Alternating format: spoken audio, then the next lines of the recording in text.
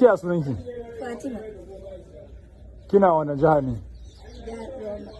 Jihar Nasarawa. Nasarawa. Karamar hukumar Doma. Ƙaramin hukumar In kin kai shekara nawa? Zan kai shekara 20. Kin kai shekara 20. A shekara 20 ba a taɓa samun malamin da ya shiga a daga koyar ba sai malam Hassan da kike magana shiga wancan shekarar. Sai ce. A shekara 20 din nan kin yi shekara wajen 18 ba a taɓa zuwa an ce miki zo in koya miki alif da ba.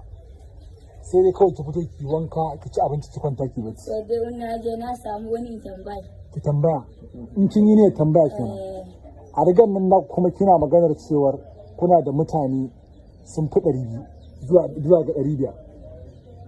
Kuma a wannan rigagen naku gaba ɗaya tun da ake wannan abin kin ce ba a taɓa samun wani wanda ya je bai ba yayyanku da ƙannanku da kowa haka kuke. Sai dai mazan su tashi su kiwo ko kuma ku zo ku fito tallan nono. Haka ne ko? Ba a rabu ba boko. Haka kuke zaune a rigan. Ba wani ci gaba da ke zuwa muku. Babu kan tuwo. Da kiwo. Da kiwo. Da kiwo. Haka kuke zaune. Ba komai. Wanda an kasu kasun isu nasu ya wuce. An kasa kaji kai na kai shi kenan. Da samu wani wanda an kai in ya zauna shi kenan.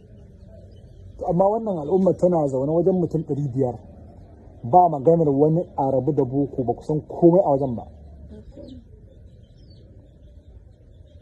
Yanzu ke wace sura yake karanta ma Qur'ani?